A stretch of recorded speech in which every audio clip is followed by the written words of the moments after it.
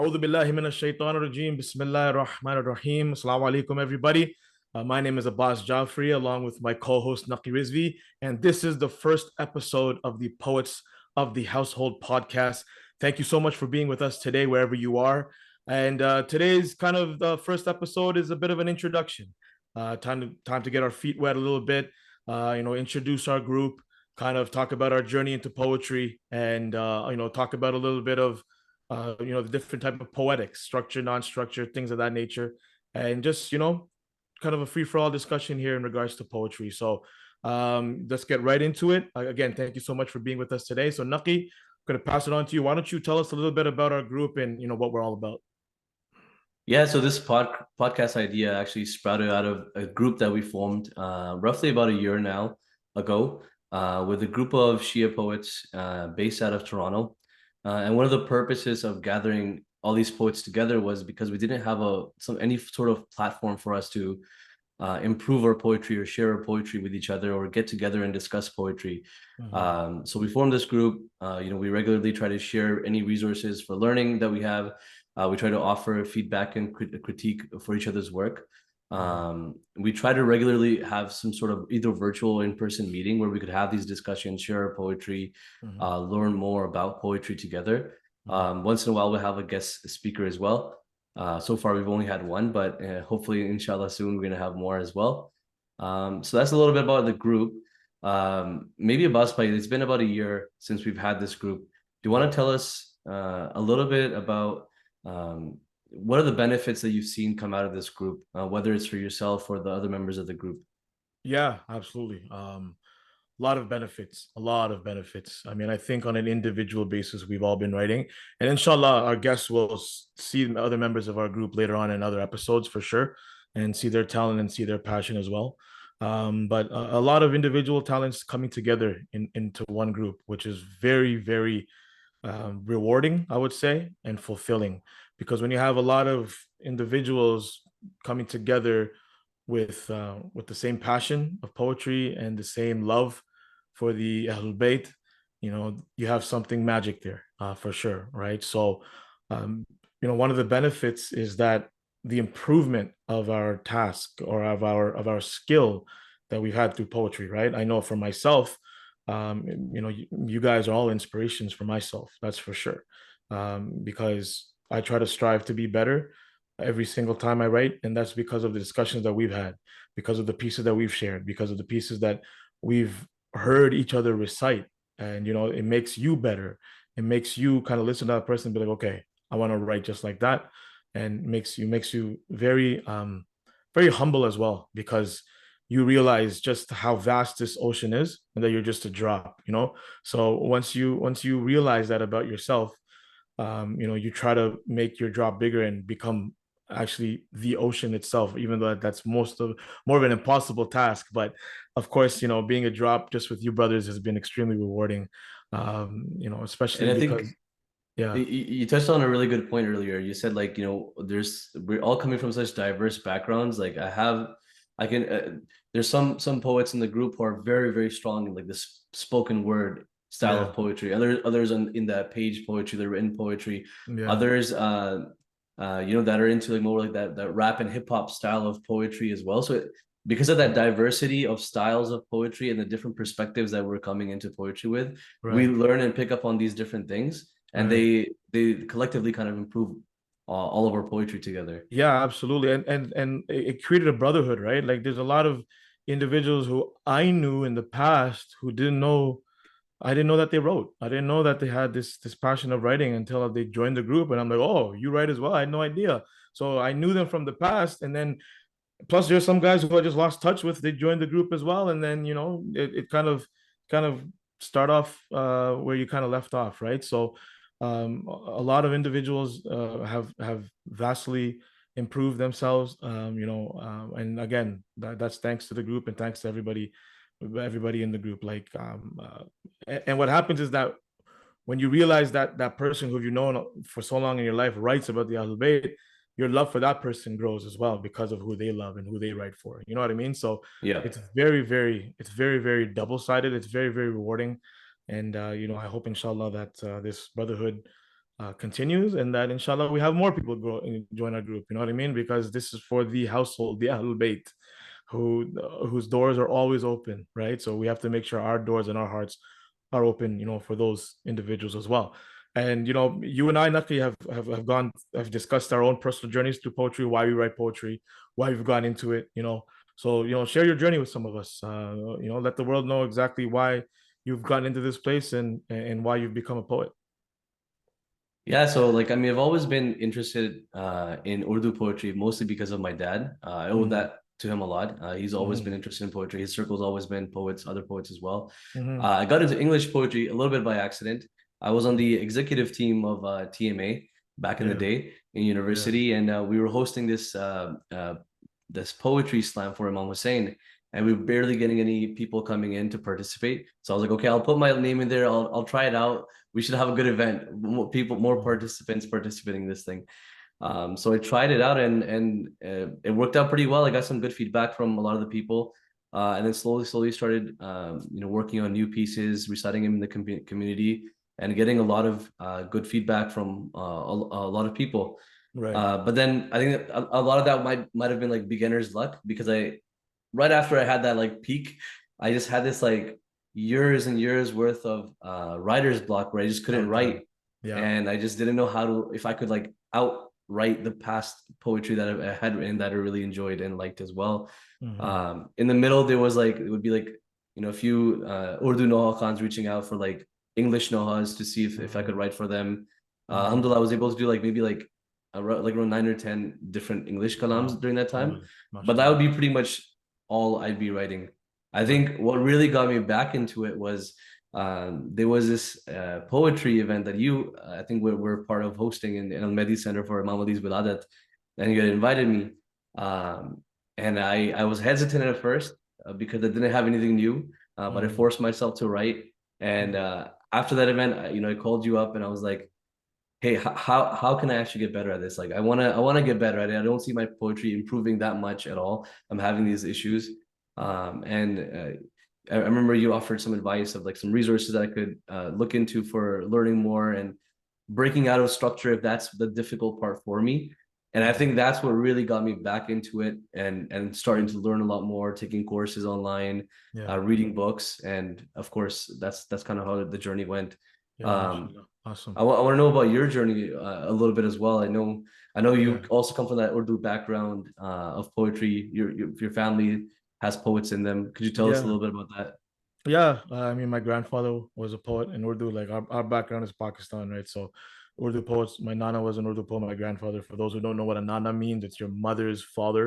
So my nana was a poet. My uncle is a poet. My dad's younger brother. My uncle is a Noha Khan. He recites Urdu poetry. So yeah, it's kind of in the family. And then in regards to myself, like I've been reciting as well since I was young. So although I never wrote till recently, not too long ago, I mean I was always engulfed and ingrained and surrounded by poetry all the time, my entire life. So the poetry for the Ahlul Bayt was always there in front of me, right? And so I think once you just become familiar and you're faced with poetry throughout your life, you kind of fall in love with it. And again, this is why this group is called Poets of the Household, because of who the poetry is about. That's what made me fall in love with it, because of how their fadail are praised and how their musiba was also communicated to us, right? I mean, I don't think I would fall in love with poetry if I heard about trees and the sky and the streets and sunrise, sunset throughout my life. Maybe I would, I don't know. But I know, because of the way that you and I have been raised, about just love for the Ahlul Bayt and hearing poetry, that kind of drove me to here. And then growing up, because and alhamdulillah, I still recite in Urdu as much as I can.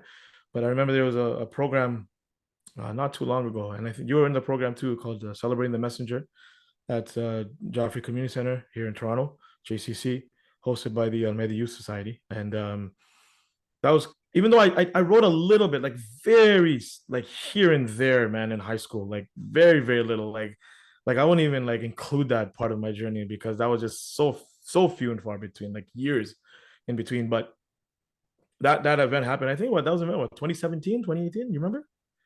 It's long Something ago. around that. Yeah, Something it's around been a that time. while. Maybe Yeah. even before 2016. Yeah. But and I've always had that drive to write, you know. It's just the Urdu language is so rich and there's so many kind of rules behind it. And because I'm more comfortable with English, I go, you know what, let me try something here. Let me, and you know, they were registering names and I threw my name in the hat. And alhamdulillah, I was able to kind of recite my first piece. And then, you know, as they say, the rest is history, right? It kind of snowballed there and we're here today. And then you know, just every wiladat, every shahadat, I've always tried to write something, whether it's 2 lines, 4 lines, a poem, doesn't matter what it is. And because of that love I have for Urdu, I kind of transitioned that into English, and even that style, right? That you and I are so used to, right? Like the meter, right? Qafiyah, radif, all that stuff. I try to bring that into English because that's all we knew. And alhamdulillah, you know, it became successful. It kind of grew, and it kind of grew an audience. And I think Naqi, like, I think because we wrote, um, a lot of people became familiar with English poetry. Although, I mean, don't get me wrong, all over the world, there's, you know, big poets. I mean, Nuri Sardar, Tahir Adil, Zain Awan, like Zain's a friend of ours, you know, like they've written all their lives for sure. But and just kind of North America, um, the familiarization of English was not there. So kind of with English Masai, you know, a lot of our older generation are like, you know, what's going to happen when the youth are going to grow up? Are they going to know Urdu? Well, English, is there even like a grief aspect to English Masai or not? Alhamdulillah, they've heard it and they're kind of at ease now. And I think the same with English poetry, right? I think because Yeah. we've written so much that, you know, it helps with kind of the familiarization and the love for poetry as well. Yeah, I think like one thing I've heard you say in the past as well, and for me is the same thing, is that not taking it back to like the reason we made this group and like how this group has helped improve us as well. I think we both were in the same boat of like writing in a certain way, in a structured way, you know, with that Urdu Yeah. philosophy of the meter and the rhyme. Right. Right. And I think like this group really helped us break out of that and explore like, okay, how does it work if you don't write in structure, right? How do you write in Mhm. free verse? And Mhm. exploring different aspects of poetry like metaphor and imagery and things like that. Mhm. Can you what has your experience been a little I guess you touched on it a little bit that you know initially you were writing in very structured verses Yeah. with that rhyming scheme. Yeah. What's your journey been like starting from that, and like right now have you completely broken out of that? Are you still writing a little bit of that? And do you see yourself writing that in the future? Yeah. I mean, I don't want to go away from it completely, because I remember, you know, I had a discussion with my uncle once about poetry, because they have in Urdu literature, they have an aspect of free verse as well, right? Like it's called, well, we thought Azad Nazm was like outside of meter. It's actually in meter. They have another term, Nasim Azam. Is it, sorry? What's it called? Nazim? Nasri Nazam. Nasreen Nazm. There we go. Yeah. I always get that mixed up. Nasreen Nazm is more free verse, open spoken word type. But one thing my uncle always said was that you go there once you can master the structure, right? Your goal should always, right? Because Urdu is very, it encourages, and it's very like it faces a lot towards structure, right? That's the goal. And once you can write within structure, then you could kind of move towards a more of a free verse, right? So I kind of took that advice from my English poetry, and because I I only knew Urdu poetry structure within Urdu, I again, like I said, I translated that to English, and but but then I would read open verse, so kind of free verse spoken word pieces as well, and I had tried to write free verse and spoken word, but the thing is like I always enjoyed the challenge of the structure, right? To have a thought, have an idea bound by a meter, like if you can express that within a meter, uh, and you kind of accept that challenge and you're able to be successful, I think that is very honorable, right? And very it's very good. But that's not the end all be all, right? like I still now I've kind of and we could talk and you're gonna talk. I'm gonna ask you about this too, so get ready. We've kind of shifted towards structure to kind of free verse, right? Because English literature is very open to free verse. In fact, like based on what we've read on the 20th century or so, kind of meter and structure and weight and all that has kind of it's kind of known as ancient poetry now. It's old. Now free verse spoken word is very much so accepted now. And so because we're writing in English, we're not writing in Urdu anymore, right? So it's good as an introduction to have Urdu in structure and meter because that's where you're coming from. But the goal should be to transition into what, because you're writing in English, what English literature accepts, right? And a lot of people might look at free verse and they might read it, be like, this is easy. You're just writing open lines. That's not challenge. It actually is challenging. And we'll get into structure versus non-structure in a little bit. There actually is a challenge behind that. I personally thoroughly enjoy writing in free verse and spoken word because remember poetry, the goal is poetry. That's the goal here. Free verse spoken word encourages for you to be a poet, for you to get that poetic expression out, right? If you can do that in structure, by all means, right? But the thing is, you're bound. When you're bound, you can't move around a lot, right? Just the definition of being bound. But when you're free, you can kind of explore and let your thoughts kind of freely flow, to be exact. So, kind of this is where I am right now from a structure. Am I going to stop writing structure? No, I'm not, because I do see myself writing English nohas with matam, and you need structure there. I believe you do. So I'm not going to stop that. I am going to visit it here and there because I do like the challenge. I'm like, okay, let me challenge myself. Let me try to compact this thought into a meter. So I'm going to continue writing that, but I thoroughly enjoy free verse. How about yourself, Naqi, man? Tell me your journey. I know like we've talked about this so many times, man. So just tell me what you Yeah. think about this. Yeah, I think I come from a similar background, right? Where like I thought poetry needed to be structured. Like that is what poetry is. The definition of poetry would be something that's metered and rhymed, and Yeah, that's the definition that the Urdu background of ours yeah, kind of dictates. yeah. But one thing I found when writing English poetry in that style, which is how I started, was that like a lot of times I would just add a lot of words that weren't needed for that line or to convey Mm, that meaning, or I would, because I'm trying to meet a certain rhyme, I would mm, just add an extra lines or just to add fluff essentially to meet that rhyming and the meter mm, structure that I had set up for myself to get the meaning across. So maybe I could say the same thing in 2 lines if I was mm. to say it in free verse, but I'm saying it now in like 6 or 7 lines, Right, which I right. think in Urdu is actually accepted. Like they're okay to have filler shares in between, right? Like not every share is gonna be dat wala, but Right. with English, it's like a pretty rhyme poor language. There isn't many rhyme Yeah. It's to it. limited. It's limited, and you have to Yeah. be really an expert when it comes to like putting everything in exact meter. Mm, With like matching the feet and the mm, iams and the trochees and all that stuff. mm, So I found my poetry started to like degrade a little bit and mm. started to sound more immature because I'm forcing these rhymes, adding extra words, trying to meet this meter. Right. But then, and it was also uncomfortable for me not to do that because we come from this mindset where we think that's the only thing we can do. But Right. once I started learning how to write in free verse, and a Yeah. lot of this came from reading a lot of good free verse poetry. And I think Right. that's the biggest challenge that we have is that because we haven't read really good poetry that isn't Mm, structured or structured in the way that we are traditionally think of structure, mm, we don't think that it's possible. But mm, after reading so much good poetry, I was able to get that inspiration and apply it to my own writing, and I right. realized like free verse, I'm able to say so much more in such fewer words, a lot more beautifully, exactly the way I want it to be. Right. And it kind of starts to like highlight other areas of poetry, such as like we were mentioning, metaphors, right, or imagery, and just Yeah. those creative thoughts that sometimes come that you can't express in a structured way. Right. So the goal of poetry from me, from my perspective, is that it's art, right?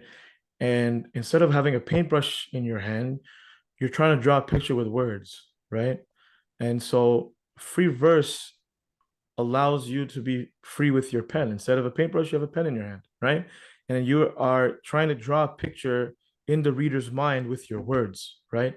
And so free verse allows you to do that. And it's honestly, like you said, like we've read some magnificent pieces about free verse pieces, about things about the Ahlul Bayt that we never thought could be ever be explored, right? And it's literally it's jaw-droppingly beautiful pieces that we've read. And that's the beauty of having a non-structured piece, because uh you're literally an artist, and the paper in front of you or your phone in front of you now these days is like an empty canvas, right? And you're trying to draw a picture with words. That's exactly what it is. Like when somebody is in a museum and they look at pictures, they're trying to decipher, what is this art piece trying to say? Similarly with poetry, you're trying to figure out, okay, what is this poet trying to say, right? And that's the beauty of poetry as well, right? Is you want to leave the reader guessing. You want to give them a glimpse of your thought. You don't want to give them your full thought. You want to give them a glimpse, like a small little hint of what you think they're trying to say, and let them complete the picture in their mind, right? So that's what's very beautiful about having a non-structured piece. And I don't know if I mentioned this or not, but like I am in such a way where I prefer non-structure over structure so much, because it's letting you just be open and free, and like you said, create an image, create that metaphor. And I think we'll talk about metaphor maybe in our next episode. But when you have, like, if you want to talk about um like for example yourself, I'll use one of your pieces as an example. Like you talked about the sunflower, right, in one of your pieces.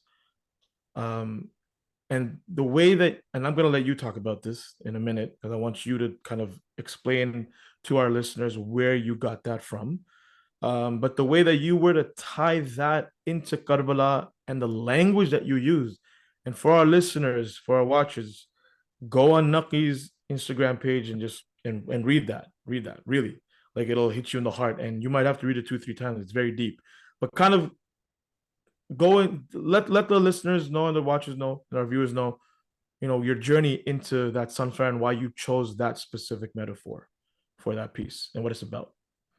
Yeah, I think like of course I think we're gonna like touch on metaphors more in future episodes, but like to give a brief overview, like a lot of it is just thinking through, like reflecting a lot and having deep thought about a certain event, for example, right? In that particular poem, there was this illustrate or painting I've seen. I think it's an Irani painting where Imam Hussein is the only one, and there's just hordes of armies with spears attacking him. He's like alone when this hordes of army with spears. And I just took that image and I was just thinking about that image, and that image in my mind started to become like showering down spears in a way, right? And then cloud and the rain, the metaphor, and then the imagery of a sunflower kind of looking up and there's no sun and it's trying to find that sun. So I think a lot of it requires a lot of reflection, deep thinking, and like imagination in your own mind to start to draw parallels between two different things and try to create that metaphor. Bringing it back, Sorry, go ahead. I was gonna say bringing it back to like something that you were touching upon earlier. Unless you had something to add. Yeah, I just wanted to add one piece before you move on to the next subject. Is that's the beauty of having free verse, right? Like you have one image that you're trying to encapsulate in one piece. Whereas with structured, you'll have a verse, you're trying to encapsulate one thought in a verse, and then you'll move on to the next verse with another thought, and then the next verse with another thought. It's multiple thoughts in one piece, which is nice. Don't get me wrong. But I like the idea of having one kind of idea, one thought, one image expanded upon into one whole piece, right? Take me on a journey, paint me in that picture, right? And that's what's beautiful. That's what's beautiful about having a non-structured piece and having free verse and spoken word, which is why English has its own beauty. I mean, a lot of people say that English is not beautiful. You can't cry in English. You can't appreciate the virtues of the Ahlul Bayt in English. Nothing has been further from the truth, to be honest with you. Like I can compare an English piece to an Urdu piece. Honestly, I'm not, and don't get me wrong, Urdu is a much richer language than English, but that doesn't mean that by default this Urdu kalam will always defeat this English kalam. No, I mean, Arabic is probably the richest language that we have in the world. It's the language of Allah. It's the language of the Quran. But does that mean Urdu doesn't have its own richness? Of course it does, right? So we can't compare it because Urdu has its own beauty. English has its own beauty. Sorry, go ahead. You're going to say one thought. No, I totally agree with you. Like, I think the biggest challenge is helping people understand that English has its own beauty and Yeah. being able to show that. Yeah. And I was gonna mention like the community acceptance part. And I think I've seen you personally post, going from that journey from posting that structured poetry, and like a lot of the community, I've seen them like the elder generation who might not be as familiar with English poetry. They really appreciated that. And then once you've transitioned that into writing free verse, they've accepted that even more because they've seen that structure and they've kind of you kind of had this transition phase, right? And that Mm, transition phase was trying to bring these people in to appreciate mm. English. And now they're able to appreciate something that in their minds would never be considered poetry, which is free Yeah, bring them verse, in right? through a form that they're familiar with, Familiar with, exactly. right? Kind of, Yeah, bring them in and then introduce what English kind of encourages, right? exactly. And I think you've done that really well. And I think the Thank you. goal we should have is to continue to just improve and excel in our craft so much that we're able to provide the community with such high level or high caliber of English poetry, Yeah, yeah, where they do value it as much as Urdu, for example, in our yeah, communities, at least. yeah. And allow me to say, Naqi, man, like your journey has been epic, man. Like I've sent you personal messages. Like I've seen from where you are, which is already an outstanding place for you to, mashallah, grow to where you are right now, where your pieces are remarkable. Like you paint such a picture, man, and it's very very like it's just it's hard as a writer. I should have these words, right? But the thing is, like, you're trying to find the proper word to do justice, right? But it's just like you get lost into those words, mashallah. Like the piece that you wrote for Bibi Sakina for her shahadat, Sayyida Ruqayya is outstanding. And that's from them. Like we have to understand that's from them. Like this journey of poetry, right? This is from that wish of Sayyidah Fatima, right? I'm saying that, Yeah, I pray for a nation to cry over my Hussein. This is the way that we're crying. Nohas, Latmiya, Manqabat, Qasidas. These are all poetry about the Ahlul Bayt, right? Like we have to understand that. Like, yeah, one Noha might be full of Masaib, but it's a poem at the end of the day, right? yeah, And people cry through poetry. And this is the result of that wish from Sayyid Fatima, right? And alhamdulillah, and I think we should mention those Urdu poets who have really appreciated kind of this English journey. And we're talking about established Urdu poets who know Urdu literature like the back of their hand, who migrated from Pakistan to here, for them to give us these words of encouragement, whether in person, whether it's through a message on the phone, whether it's through social media, replying to one of our posts. I think you and I should appreciate them for doing that because English is a foreign language for them. We were born and raised here. We're kind of stuck in the yeah, middle. We have South Asian parents, but we're born and raised in the West, so we're kind of in between. They've migrated from there, right? And kudos to them to having such an open mind and having such a loving heart towards us. And because of them, honestly, we're able to move through this journey. So I just want to mention that they deserve our praise and our thank you for sure. yeah, 100%. I guess on that note, do you want to end this podcast with some of your own poetry? Yeah, I think it'd be nice, if it's a poetry podcast, we should have poetry, right? Yeah. Yeah, I think I'll share a small piece, and then in Bismillah, you'll share one as well, inshallah. Okay, so let me just open here. What do I have here? Okay, just bear with me for one moment. I should be more prepared, but you know how sometimes phones reset. There you go. Okay, Yeah, you got it. okay, I got it here. Okay.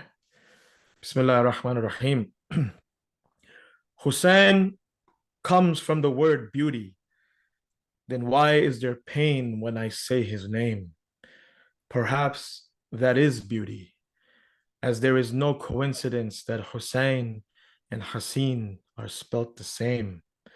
For there's nothing more gorgeous than seeing a tear flow, nothing more attractive than seeing emotion grow from the heart that trembles when they hear his name.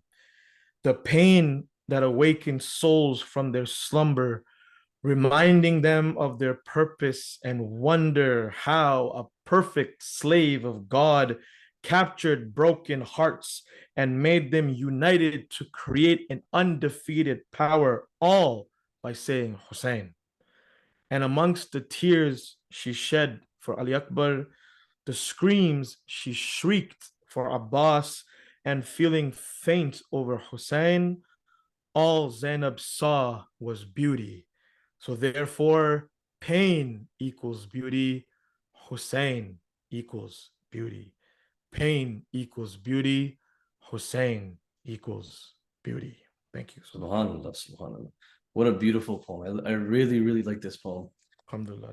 Thank you so It's much. both powerful, thought-provoking, and beautiful. And I love how you were able to capture all those aspects in one poem. Thank you so much, man. Bismillah, man. I want to hear your piece now, man. Please share the world your talent, Lucky. Yeah, so this is a recent piece I wrote for the Shahada of Bibi Sakina, alayha salam. A traumatized child, bruised, confused, a painter's palette, a mixture of hues, a pale canvas, shades of reds and blues, such a striking image. Allahu Akbar. She draws on the dark, damp dungeon sand, a fleeting memory with tiny hands of when she last laid on her father's chest, like a lost nestling searching for her nest. She draws cracked lips too dry to smile. She draws eyes still in shock from trials. She trembles as she draws his trembling hands. She draws his chest, then lays on the sand. Tears of blood trickle down her face, landing on the drawing, his beard they trace. Allah. She looks, but remembers a severed head raised. She anxiously wipes the image away that from her memory can never be erased. Allahu Akbar. Allahu Akbar. Subhanallah, Naqi, like the masayib that you are able to draw on your paper with these words for Bibi Sakina. Like we've talked about this piece, and even the other guys in the group have mentioned this. MashaAllah, may through the intercession of Sayyid Ruqayya, may your pen grow stronger, brother. This is one of your best. This is what I'm talking about when I talked about your growth, mashallah. Like it's not just wordplay. I'm not just trying here just to kind of caress your ego or just say words that don't mean anything. No, like you're proving it, mashallah. May your peace be accepted in the eyes of Bibi Ruqayya and Sayyidah Fatima, inshallah, man. Mashallah, keep it up, bro. Please keep it up. Thank you, bro. And I can't take the credit just by that. Like I have to admit, like my mentor Tahir Adil, I think because since I've started mentoring with him, that's where I've seen my poetry soar, and with all of his help and insights and his encouragement, I think that's really helped. It really does, go to show that I think with any craft, you need to have that guide and someone there with you to help you elevate yourselves. And hopefully, that's what the purpose of the group that we formed is as well, to help each other out as much as we can as well. Inshallah. No, this was a very good first episode. So I think we're good to conclude it here. Thank you so much to all of our viewers and all of our listeners for joining us for the first episode. Again, this is the first episode. Inshallah, we'll have more, and we will introduce all of you to our wonderful poets in our group. This was just kind of a glimpse we want to show you inside of our group that we have. Alhamdulillah, we're very lucky to have this group of brothers, and inshallah you will meet them, and we'll have more to say, inshallah. So please join us for the next episode of the Poets of the Household podcast.